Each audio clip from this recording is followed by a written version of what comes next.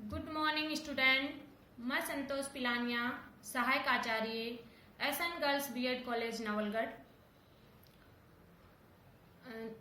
आज हम बीएड प्रथम वर्ष के पेपर सेकंड समकालीन भारत और शिक्षा के बारे में बात करेंगे।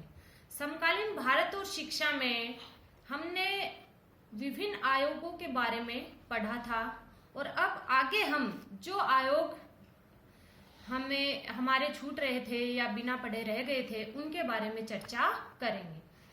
तो माध्यमिक शिक्षा आयोग उनमें से एक आयोग है, उसके बारे में आज हम बात करेंगे।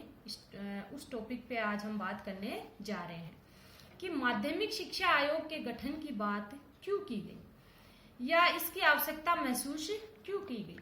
क्योंकि स्वतंत्रता प्राप्ति के पश्चात हमारे देश के जो नेता थे या जिन्होंने स्वतंत्रता संग्राम में भाग लिया था, क्रांतिकारी नेता भी हुए थे, उन सब के मन में एक सपना था कि जैसे ही देश आजाद हो जाएगा हम हमारे देश का जो विकास है वो दिन रात एक करके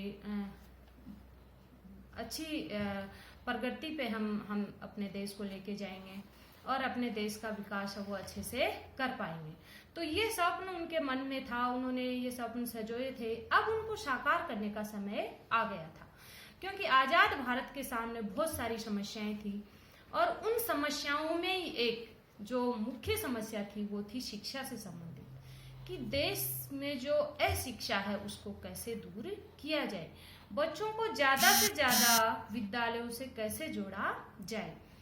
तो इन सारी समस्याओं को दूर करने के लिए समय समय पे विभिन्न आयोग हैं वो गठित किए गए और उन आयोगों ने अपनी रिपोर्ट है वो सरकार के सामने प्रस्तुत की। और उन्हीं आयोग में से एक आयोग जो था वो था माध्यमिक शिक्षा आयोग, जिसको हम मुदालियर आयोग के नाम से भी जानते हैं। माध्यमिक शिक्षा आयोग के गठन की बात हम करें तो इसका गठन 23 सितंबर 1952 को डॉक्टर लक्ष्मण स्वामी मुदालियर की अध्यक्षता में इसका गठन किया गया और इस आयोग का जो नाम था वो माध्यमिक शिक्षा आयोग था, क्योंकि इसमें माध्यमिक शिक्षा की ही बात की गई थी। क्योंकि माध्यमिक शिक्षा की बात इसलिए की गई क्योंकि इससे पहले 1948 में विश्वविद्यालय शिक्षा आयोग आया। विश्वविद्यालय शिक्षा आयोग में जो डॉक्टर राधाकृष्णन आयोग के नाम से भी जो जाना जाता है, इस आयोग ने ये सुझाव दिया या ये विचार रखा अपना कि जब तक माध्यमिक शिक्षा आयोग पे ध्यान नहीं दिया जाएगा या माध्यमिक शिक्षा में सुधार नहीं किया जाएगा तब तक विश्वविद्यालय शिक्षा में सुधार का जो सपना है वो हम पूरा नहीं कर पाएंगे। इसलिए माध्यमिक शिक्षा की ओर ध्यान दिया जाना चाहिए।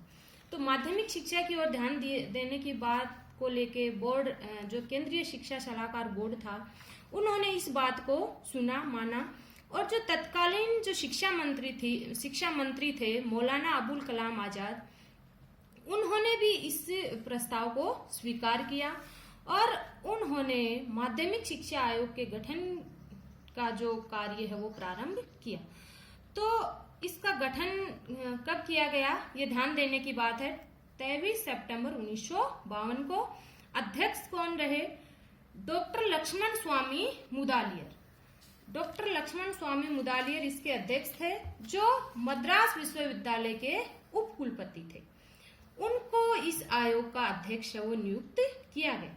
अब माध्यमिक शिक्षा आयोग का जो अध्यक्ष है उनके साथ अन्य सदस्य जो नियुक्त किए गए, माध्यमिक शिक्षा आयोग के जो अन्य सदस्य थे आयोग के, वो थे doctor Shrimali, Shrimati Hansa Mehta, doctor Kenneth William, doctor KG Shedan, Shri MT. Vyas, John Christie और डॉक्टर एम बसु, ये अन्य सदस्य इस आयोग के नियुक्त किए गए।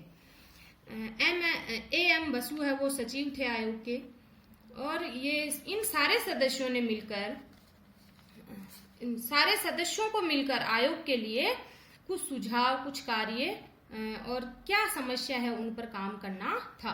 तो आयोग की नियुक्ति का जो उद्देश्य है उसकी हम बात करें तो आयोग की नियुक्ति का उद्देश्य एवं कार्य क्षेत्र है वो क्या था कि भारत की तत्कालीन माध्यमिक शिक्षा कि सभी पक्षों की जांच करना, कि भारत की तत्कालीन माध्यमिक शिक्षा के सभी पक्षों की जांच करना एवं उनके विषय में रिपोर्ट देना और उनके पुनर्गठन एवं सुधार के संबंध में सुझाव देना, ये आयोग की नियुक्ति का उद्देश्य था।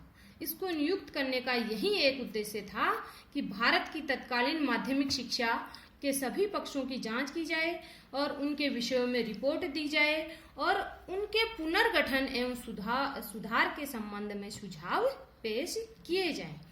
तो अब आयोग ने इस पे कार्य करना शुरू किया और इस पर कार्य करने के पश्चात 1 साल बाद माध्यमिक शिक्षा आयोग ने अपनी रिपोर्ट सरकार को 29 अगस्त 1953 को प्रस्तुत की भारत सरकार के सामने।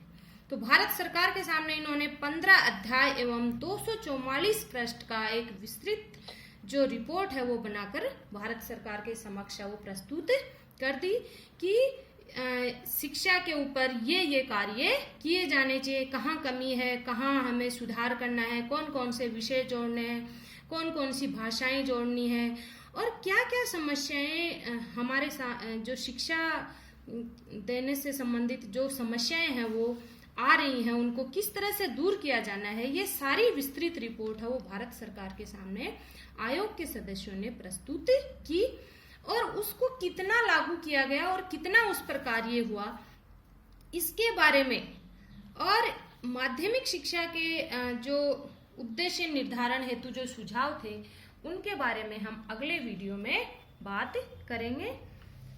धन्यवाद।